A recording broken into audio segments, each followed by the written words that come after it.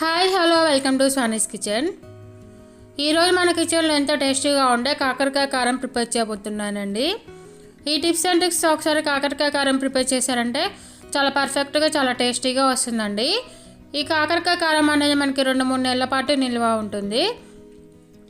మీరు ఏదైనా అకేషన్కి వెళ్ళినప్పుడు, ఏదైనా టూర్ వెళ్ళినప్పుడు ఈ విధంగా ఇంట్లో వాళ్ళ కోసం ఒకసారి కాకరకాయ కారం తయారు చేసి పెట్టండి. చాలా ఇష్టంగా తింటారు. ఇంట్లో ఏమి కూరలు తయారు చేయనప్పుడు ఈ విధంగా ఒకసారి తిన్నట్లయితే చాలా టేస్టీగా ఉంటుంది. ఇప్పుడు ఈ వీడియోలో కాకరకాయ కారం ఏ విధంగా ప్రిపేర్ చేసుకోవాలో చూద్దాం.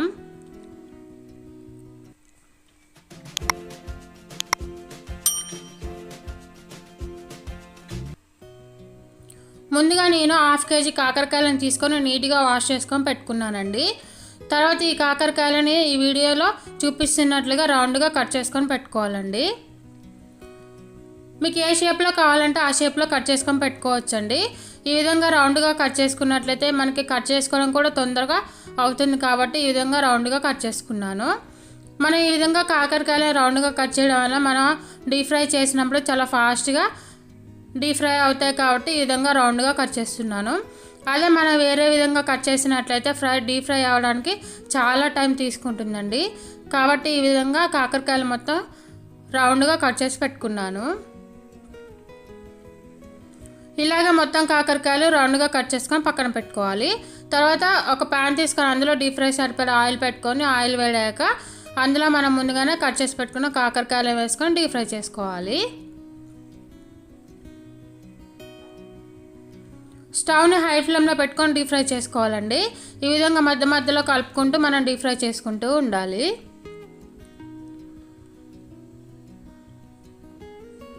ఈ కాకరకాయలు అనేవి మనకి గోల్డెన్ రెడ్డిష్ కలర్లోకి వచ్చేంత వరకు డీప్ ఫ్రై చేసుకోవాలండి. నేను ఈ కాకరకాయలు డీప్ ఫ్రై అయ్యేలోపు మనకి ఈ కాకరకాయ ఫ్రై కోసం నేను కారం తయారు చేసి పెట్టుకుంటున్నాను. ఈ విధంగా ఒక మిక్సీ జార్ తీసుకొని అందులో 2 వెల్లుల్లిపాయలను ఈ విధంగా ఒలుచుకొని వేసుకోవాలి. అందులో మనకి కారానికి సరిపడా 2 టేబుల్ స్పూన్ల కారం, టేస్ట్ సరిపడా సాల్ట్ యాడ్ చేసుకొని కొంచెం జీలకర్ర యాడ్ చేసుకొని మొత్తం గ్రైండ్ చేసుకోవాలి. చూడండి, ఈ విధంగా కొంచెం కచ్చా పచ్చగా గ్రైండ్ చేసుకొని పెట్టుకోవాలండి. చూడండి, మనకి ఈలోపు కాకరకాయలు అనేవి సగం వరకు డీప్ ఫ్రై అయినాయి కదా.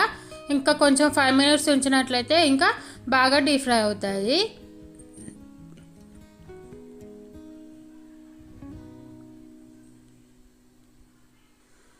చూడండి, కాకరకాయలు అనేది పర్ఫెక్ట్గా డీప్ ఫ్రై అయినాయండి.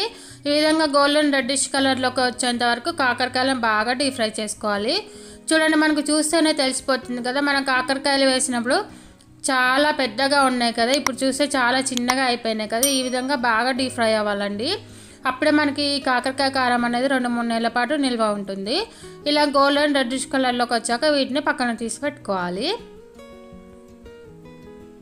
ఇలాగ మొత్తం కాకరకాయలను కూడా ఈ విధంగా గోల్డెన్ రెడ్డిష్ కలర్లోకి వచ్చేంత వరకు డీప్ ఫ్రై చేసుకోవాలి.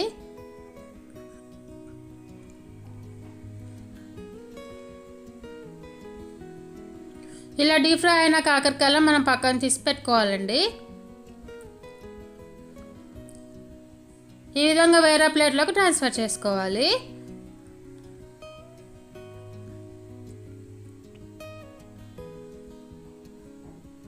ఈ విధంగా ఆయిల్ ఏమి లేకుండా జల్లిగంటతో మనం పక్కన తీసి పెట్టుకోవాలి. తర్వాత ఇదే గంటలో మన కాకరకాయ కారం సరిపడా పల్లీలను తీసుకోవాలండి.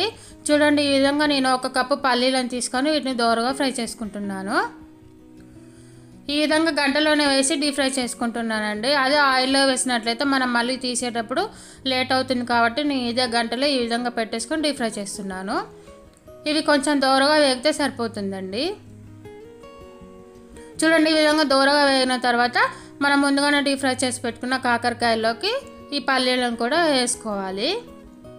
తర్వాత ఇదే ప్యాన్లో కొంచెం కరివేపాకు వేసుకొని కొంచెం క్రిస్పీగా ఫ్రై చేసుకుంటున్నాను.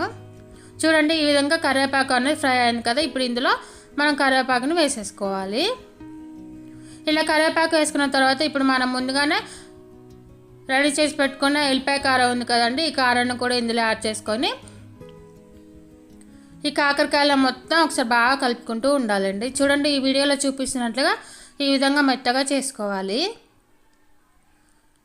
ఈ ఎల్లిపాయ కారం అనేది మనకి కాకరకాయలకి పట్టేయాలండి. అప్పుడే మనకి ప్రతి పీస్కి కూడా చాలా చక్కగా ఎల్లిపాయ కారం అనేది పడుతుంది. కాబట్టి ఈ విధంగా బాగా కలుపుకోవాలండి. అంతే అండి, ఎంతో టేస్టీగా మన ఇంట్లోనే సింపుల్గా చేసుకునే కాకరకాయ కారం రెడీ.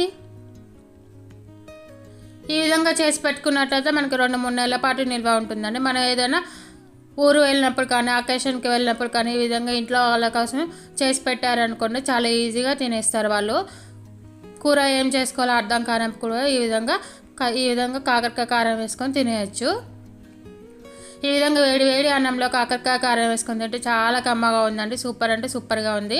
మీరు కూడా ఈ రెసిపీని ఈరోజు ట్రై చేసి మీకు ఏ విధంగా వచ్చింది ఏంటి అనేది నాకు కామెంట్ సెక్షన్లో కామెంట్ చేయండి. మీ ఫ్రెండ్స్కి మీ ఫ్యామిలీ మెంబర్స్కి షేర్ చేయండి.